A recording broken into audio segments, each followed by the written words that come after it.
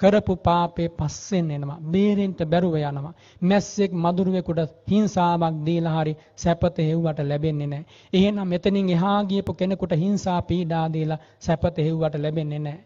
එනිසා ඒවං චේ සත්තා ඥානෙයුං දුක්ඛායන් ජාති සම්භවෝ මේ ඉපිද මෙරි මෙරි යන භව ගමන ඇත්තමයි දුකක් කියලා දකිනවා නම් න පානෝ පානිනං හඤ්ඤේ පාන ඝාතේහි සෝචති ලෝකේ කවුරුවත් කාටවත් කායිකවත් මානසිකවත් හිංසා කරන්නේ නැහැ. ඇත්තම දන්නවා නම් දෙන හිංසාව Tamanට එනවා. කායිකව වද පැමිණෙව්වත් මානසිකව කාට හරි දුක් දුන්නත් කයින් හෝ වචනයෙන් හෝ කාට හරි දුක් දුන්නොත් ඒක Taman කරා පැමිණෙනවමයි.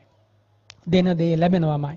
දන් දුන්නොත් ආහාර පාන වස්ත්‍රාභරණ ආයු වර්ණ සැප බල ප්‍රඥා ඔක්කොම ලැබෙනවා. දානෙන් සීලයෙන් යුක්ත වෙනකොට සුගතියයි සුගති සැපය ලැබෙනවා. දානෙන් සීලයෙන් භවනාවෙන් යුක්ත වෙනකොට සුගති සැපත ප්‍රඥාව පහළ වෙනවා. සත්පුරුෂය අසුර ලැබෙනවා. නිවන් මඟ විවර වෙනවා. එනිසා පින්වතුනි හිතන්නට යමක් මේ ජීවිතේ දෙන දේ ලැබෙනවා. එනිසා නපුරු නරක වචන වලින් ආමන්ත්‍රණය කළොත් ಜಾතිත් පරුස වචන වලින් නිර්පරාදී බැනුම් අහන්න වෙනවා. බොරු විවේචන ඉදිරිපත් කළොත් බොරු චෝදනා කළොත් ಜಾතිත් අනේකවර බොරු චෝදනාවන්ට නතු වෙනවා. ඔබ මේ ජීවිතේ කාට හරි සිතවිල්ලකින් හරි දුකක් දුන්නොත් ಜಾතිත් හිසේ රුදා කඳේ රුදා බඩේ රුදා වේදනා ඇති වෙනවා. දෙන දේ ලැබෙනවා. අප්‍රමාදී වෙන හොඳ දේම ලබා දෙන්න. මෛත්‍රියෙන්ම කතා කරන වචන සත්‍ය වචන විතරක් කතා කරන්න. බොරුවක් කියන්න සිද්ධ වෙනවා කියලා තේරුණොත් වහා මේ අවස්ථාවෙන් අයින් වෙන්න. ජීවිතේ නිසාවත් බොරු කියලා බෑ දිනන්නට. ඒ නිසා බොරුව හොඳ නෑ. නපුරු වචන හොඳ නෑ. කේලම කොහොමත් හොඳ නෑ. ඊර්ෂ්‍යාව කොහොමත් හොඳ නෑ. පාපය කොහොමවත්ම හොඳ නෑ පින්වතුනි. එහෙම හිතලා හිත හදා ගන්නවා විනා ගෞතම බුදුරජාණන් වහන්සේගේ මිහිරි බෝසත් මහසත් ගමන හිතා ජීවිතයට ජය ලබනවා විනා දිරි ලබනවා විනා බාල බොළඳ දේ එකතු කරන්න එපා. ලෝකේ බොළඳ දේවල් බොහෝමයි. තිරුවාන ගල්සේ නොවටින දේවල් අද වැඩි වෙලා. ගොම ගුලිසේ නොවටිනා දේවල් අද වැඩි වෙලා. පස් කැටසේ නොවටිනා දේවල් අද වැඩි වෙලා. වටිනා මිනිමුතුසේ වටිනා දේවල් අඩු වෙලා. බුද්ධ ශාසනයෙන් විතරයි සද් ආචාර ලැබෙන්නේ. බුද්ධ ශාසනයෙන් විතරයි හිත නිවෙන මිහිරි බණ ඇසෙන්නේ. එනිසා ඇවිස්සෙන්නේ නැතිව නිහතමානී ගමනක් යන්න. රත් වෙන්නේ නැතිව සිසිල් ගමනක් යන්න. බුදු හදවතේ සිසිල හදවතින් ඔබත් ලබන්න බලන්න. ඒ බුදු කරුණාවේ මිහිර ඔබ ලබන්න බලන්න. එතකොට ඔබට පෙනෙනවා බුදුරජාණන් වහන්සේ මොන තරම් නිවුන ශාන්ත දාන්ත උත්තම පිරිසුදු චරිතයක්ද කියලා. එහෙම බලන්න ඔය හිත මේ වෙලාවේ බුද්ධාලම්බන ප්‍රීතියෙන් යුක්ත කර ගන්න ඕන. ධම්මාලම්බන සංඝාලම්බන ප්‍රීතියෙන් යුක්ත කර ගන්න ඕනේ. හිත අවදිමත් කර ගන්න බුදුරජාණන් වහන්සේගේ ගුණ දේශ බලන්න. හිත අවදිමත් කරගන්න ශාසනයේ මිහිර මිදින්න. වෙන දේවල් වලට හිත අවදි කරන්න එපා. ක්ලේශයට, පාපයට, කාමයට හිත අවදි කරන්න එපා. ඒ ඉදිරියේ හිත නිද්‍රාවකටපත් කරන්න වටිනවා. කුසලයේ පින දහම සත්පුරුෂකම් හිතිරියේ හිත අවදි කරන්න. ඒකාන්තයෙන් යෝනිසෝ මනසිකාරයට නතු කරන්න. ජීවත් වන පුංචි කාලේ මහ පිනක් එකතු කළ යුතුව තිබෙනවා. පින්වතුනි, පුංචි කාලෙන් ජීවිතය අවසන් වෙනවා. මහා පිනක් එකතු කරගෙන පාරමි පුරන්න යුක්ත වෙනවා. මොකද හේතු වෙනවා මේ සසර ඒ තරම්ම දුකයි. පුංචි කාලයකින් ලොකු දෙයක් කරගෙන යන්නයි අපි මේ ලෝකෙට ආවේ. යන්න කලින් මහා කුණු ගොඩක් එකතු කරගත්තොත් මොන අවාසනාවක්ද. එනිසා එහෙම හිතන්නට බුදුරජාණන් වහන්සේ දේශනා කළා. මිනිස් මනස් අසත්පුරුෂ වෙනකොට ඒ මිනිස්සු අසුරු කරගෙන ඉන්න බුහුමාටු දෙවියෝ ඉන්නවා. බුහුමාටු අමනුෂ්‍යයන් ඉන්නවා. ඔවුන් අධාර්මිෂ්ඨ වෙනවා. බුහුමාටු අමනුෂ්‍යයන් අධාර්මිෂ්ඨ වෙනකොට අන්තරීක්ෂ ඇතැම් දෙවිවරු අධාර්මිෂ්ඨ වෙනවා. ওই විදිහට ඉහළ දිව්‍ය ලෝක දක්වාම ඒ පවිටු අසත්පුරුෂකම් පැතිරලා යනවා. එතකොට කරා වාතා වායන්ති කියනවා. නපුරු විසම සුලං හමනවා කියනවා. අද එහෙම වෙන්නේ නැද්ද? නපුරු විසම හුලං හමනකොට ඒ නපුරු විසම සුලං වලින් දෙවියන්ගේ විමාන කම්පා වෙනවා කියනවා. ඒ නපුරු විසම පවනින් දේව විමාන කම්පා වෙනකොට ඒ දෙවියන්ගේ හිතවල තරහ ඇති වෙනවා. ඒ තරහ ඇති වුණාට පස්සේ මොකද වෙන්නේ?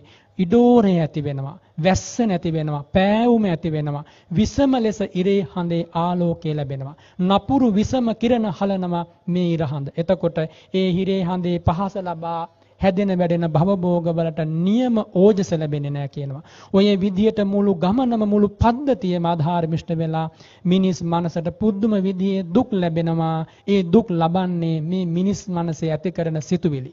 විසම සිතුවිලි. මේවා තේරුම් ගන්න, අදම තේරුම් ගන්න, දැම්මම අවබෝධ කරගන්න. මේ කියන වචන හුදු වචන විතරක් කරලා ඔහේ අමතක කරලා දාලා ගියොත් පාඩුව ඔබටමයි. ඒ නිසා මේවා ගැන කල්පනා කරන්න ඕනේ. අපි මේ ජීවත් වන ලෝකේ බුදුරජාණන් වහන්සේගේ ගුණ මීරෙන් හිත සිසිල් කරගෙන තිසරණේ පිහිටා දුකක් තියෙනවා අවබෝධ කරගන්න. දුකට හේතුවක් තියෙනවා නැති කරගන්න. දුක්ඛ නිරෝධයක් තියෙනවා සාක්ෂාත් කරන්න. ඒ උදෙසා මාවතක් තියෙනවා පුහුණු කරන්න. ඒ සම්මා දිට්ඨියෙන් සම්මා සංකල්පයෙන් සම්මා වාචා ආදී උතුම් අංග වලින් යායුතු මාවතේ යන්න මේ ඔබට කාලය, මේ ඔබේ අවස්ථාව, මේ ඔබේ පුණ්‍යවන්ත නිමේෂය. ඒ නිසා සම්මා දිට්ඨියෙන්ම ජීවත් වෙන්න. සම්මා සංකල්පයෙන්ම ජීවත් වෙන්න. සත්‍ය මිහිරි වචන පමණක් කතා කරන්න. බොරු කේලම් හිස් වචන එපා. ලස්සන ජීවිතේ පංච සීලයෙන් ආලෝකමත් කරගන්න. සුගති ගමනින් ආලෝකමත් කරගන්න. ඔබට මේ අවවාදය ලැබෙන්නේ, අනුශාසනාව ලැබෙන්නේ ඔබේ පිනට. මේ දහම් කතාව අද මෙතනින් නිමාවටපත් වෙනවා. ගෞතම බුදුරජාණන් වහන්සේගේ බුදු ගුණ සැබවින්ම අනන්තයි. ඒ බුදු ගුණවල වරුණාව ධර්ම කතිකයෙකුට තුන්යම් රාත්‍රියක් නෙමේ, ජීවිතයක් නෙමේ, කල්පයක් කිව්වත් අවසන් කරන්න බෑ. බුදු ඥානයේ, බුදු බලයේ, බුදු ගුණයේ අනුහස දැන් ඔබට තේරෙනවා.